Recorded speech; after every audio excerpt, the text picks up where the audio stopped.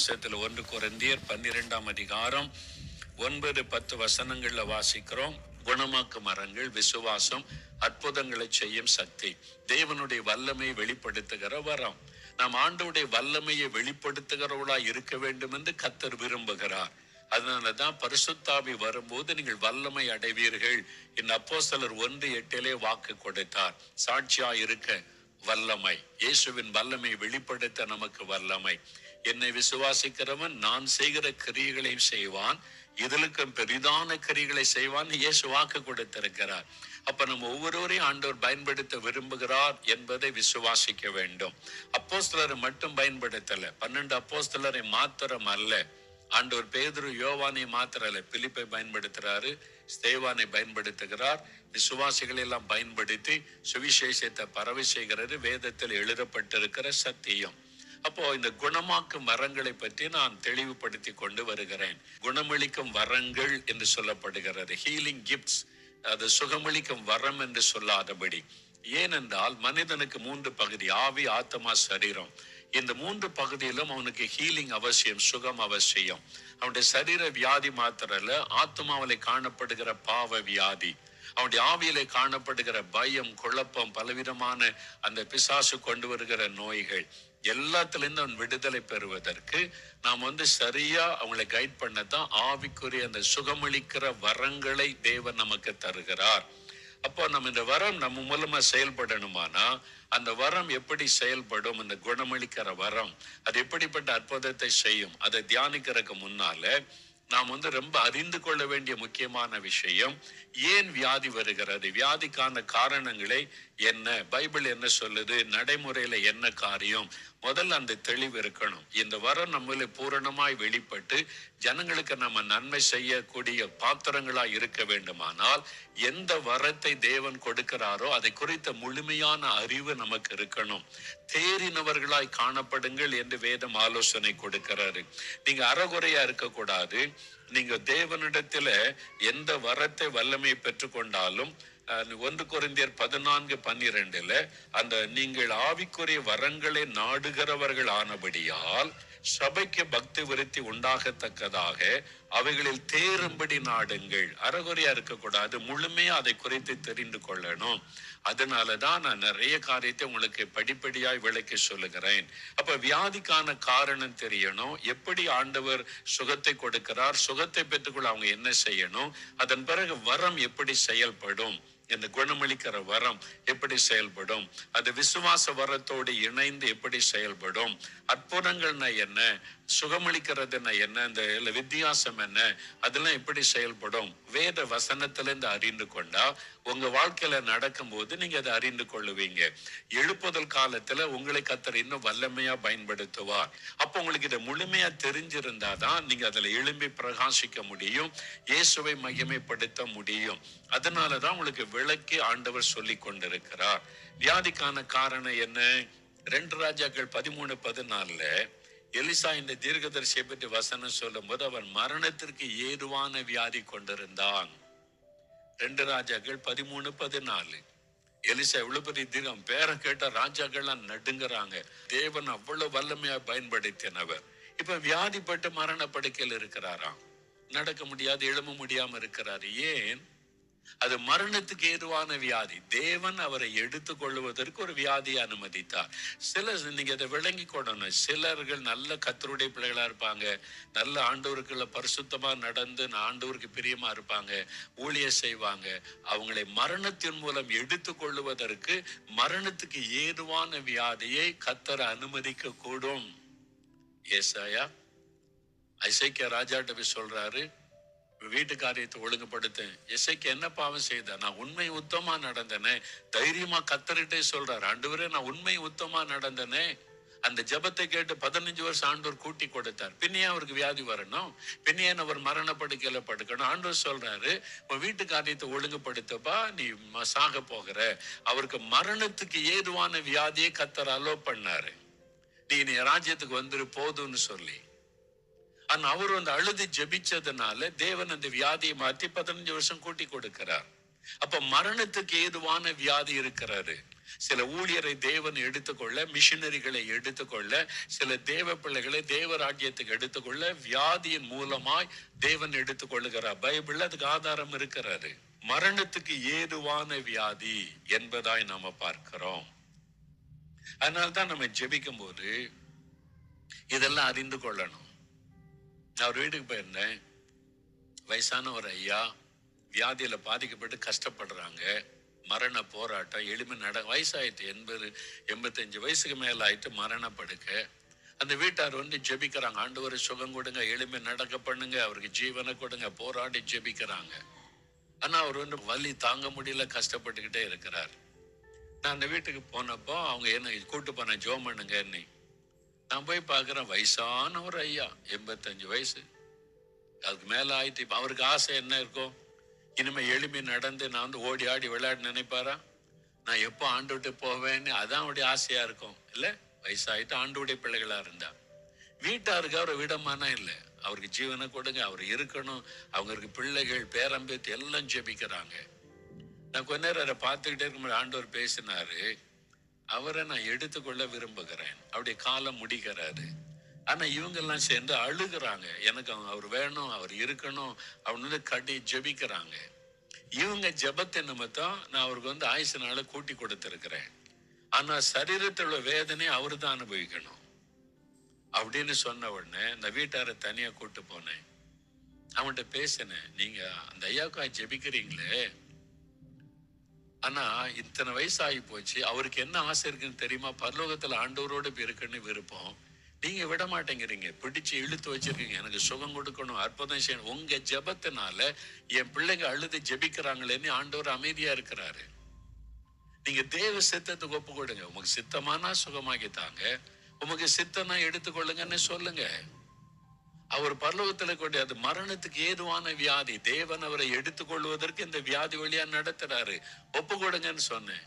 அவங்க ஒத்துக்கிட்டாங்க. சரி பிரதர், ஒப்பு கொடுக்கறன்னு போய், ஆண்டவரே நாங்க ஒப்பு கொடுக்கிறோம், உங்களுடைய சித்தம் நிறைவேறட்டும்னு அவர் ஆண்டவர் எடுத்துக்கொண்டார். அந்த வலி போயிட்டு பாத்தீங்களா? அப்ப தேவ சித்தம்னு ஒண்ணு இருக்குல்ல, அதை அறிந்து கொள்ளும். மரணத்துக்கு ஏதுவான வியாதி சில சமயம் ஆண்டவர் அப்படி நடத்துவார், அதை நம்ம அறிந்து கொள்ளணும். அறியாம ஜெபிக்க கூடாது. வயசானவங்க சரிங்க, வாலிபர்கள்னா போராடி ஜெபிக்கலாம், ஆண்டவரே ஜீவனை கொடும். குழந்தைகள்னா நம்ம போராடி ஜெபிக்கலாம். அதுலயும் தேவ சித்த சில சமயத்துல வித்தியாசமா இருக்கும்.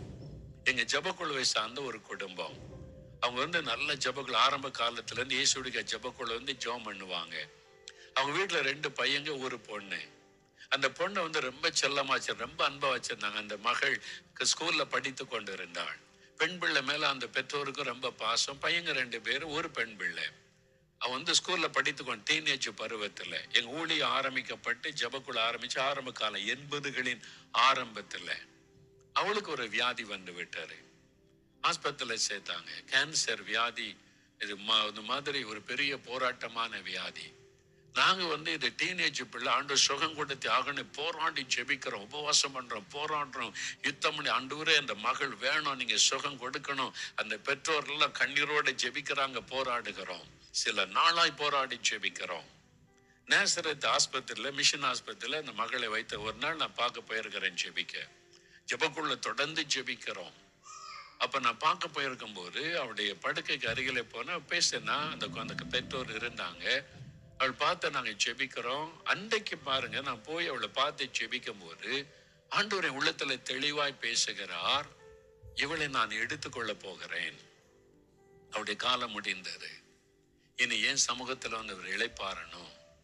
எப்படி ஆண்டவரை கேள்வி கேட்க முடியும்? இல்ல, ஆண்டவர் தீர்மானம் பண்ணிட்டா நம்ம எப்படி ஏன் எடுக்கணும் ஆண்டவர்னு அவரை கேள்வி. அவர் சிருஷ்டி கர்த்தா. எனக்கு தெளிவா தெரிஞ்சுட்டு தேவன் அவளை எடுத்துக்கொள்ள போறாரு. நாங்க இவ்வளவு போராடி கொண்டிருக்கிறோம், உபவாசம் பண்ணி எல்லாம் ஜெபித்து கொண்டு இருக்கிறோம். இப்ப ஆண்டவர் தெளிவா சொல்றாரு, எதுக்கு போராடுறீங்க, அவளை விடுங்க, நான் அவளுடைய சித்தை என் சமூகத்துல வந்துடட்டும். ஏன் தீங்கு வராததற்கு முன்னே தேவன் நீதிமான எடுத்துக்கொள்றாராம்.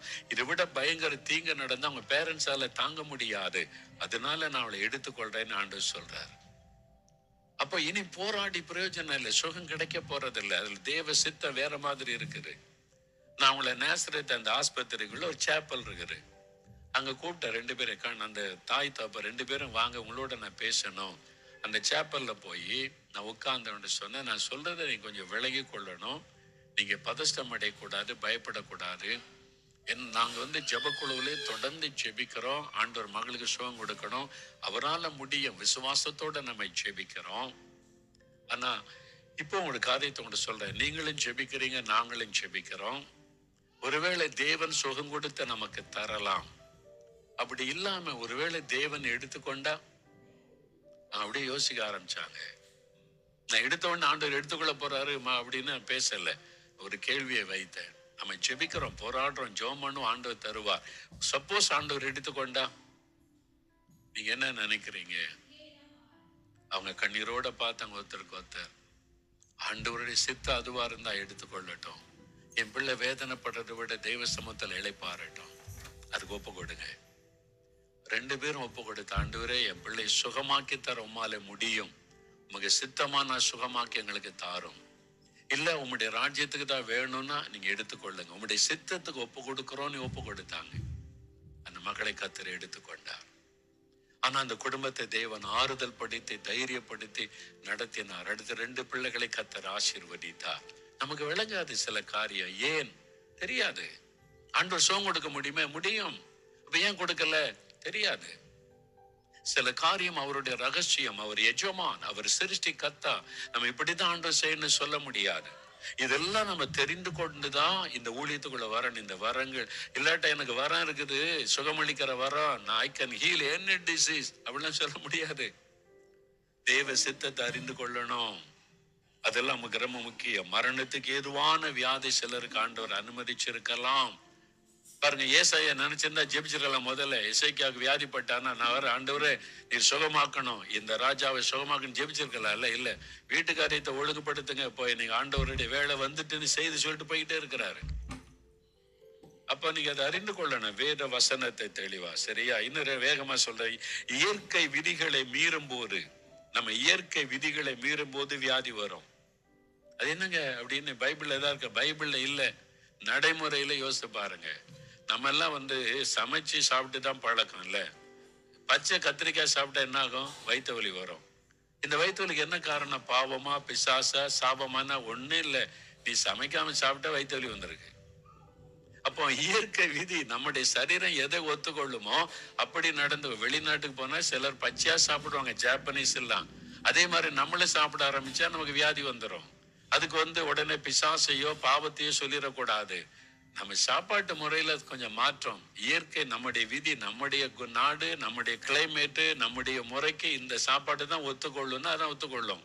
இது ஒத்துக்கொள்ளாட்டா நமக்கு வயிற்று வலி வரும், பிரச்சனை வரும், அந்த வியாதி வரும். உடனே அது பிசாசுன்னு சொல்லிடக்கூடாது, பாவம்னு சொல்லிடக்கூடாது. அப்ப இயற்கை விதிகளை மீறும் போது, தூங்க வேண்டிய அளவு தூங்காம ராத்திரி எல்லாம் போய் சினிமா பாக்குறது, ஊர் சுத்துறது, நைட்டு முழுவதும் சுத்திட்டு விடிய காலத்துல 4 மணி 5 மணிக்கு படுக்கிறது, வியாதி வரும்.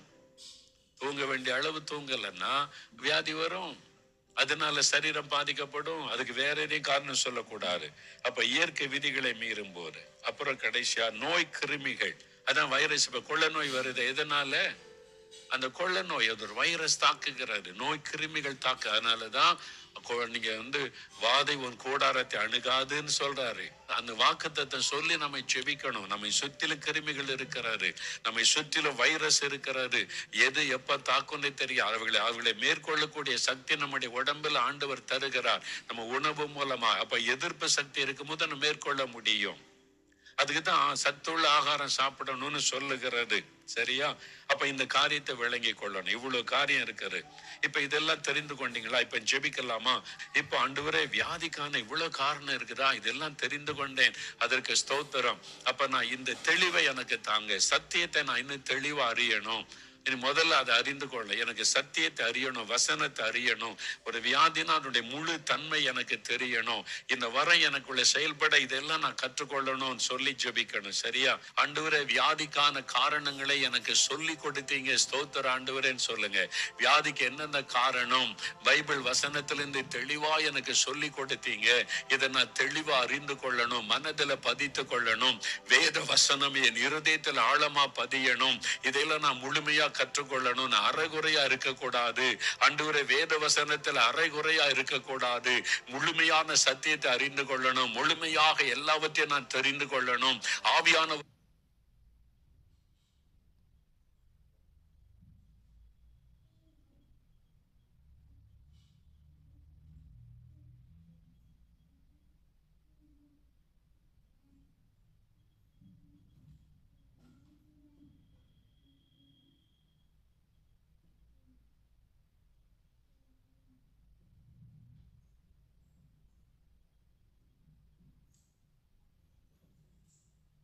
இதை என் இருதயத்திலே பதித்தருளும். தகப்பனே, யார் யார் ஜெபிக்கிறாங்களோ உம்முடைய வசனத்தின் வெளிச்சம் உம்முடைய உள்ளத்திலே உதிக்கட்டும். வேத வசனத்தை, சத்தியத்தை உம்முடைய பிள்ளைகள் தெளிவாய் அறியட்டும். சத்தியத்தின்படி காரியங்களை விளங்கிக் கொள்ள பிள்ளைகளுக்கு உதவி செய்யும். வியாதிக்கான காரணங்களை விளக்கி காண்பித்த அன்பிற்காக நாங்கள் உம்மை துதிக்கிறோம். வேத வசனத்தின் மூலமாய் காரியங்களை தெளிவாய் அறிந்து கொள்ள உம்முடைய பிள்ளைகளுக்கு உதவி செய்தீர். ஆண்டவரே, உம்முடைய ஊழியர்கள் ஆண்டவரே ஒவ்வொருவரையும் வசனத்தின் வெளிச்சத்திலே நடத்தும். உம்முடைய பிள்ளைகள் ஒவ்வொருவரை வசனத்தின் வெளிச்சத்திலே நடத்தும். காரியங்கள் இப்படி இருக்கிறதா என்று முழுமையாய் அறிந்து கொள்ள கிருபை தாரும். வேத வாக்கியங்களை ஆராய்ந்து பாருங்கள் என்று சொன்னீரே, அதே மாதிரி வேத வாக்கியங்களை ஆராய்ந்து பார்த்து எல்லாவற்றையும் அறிந்து கொள்ள உதவி செய்யும்.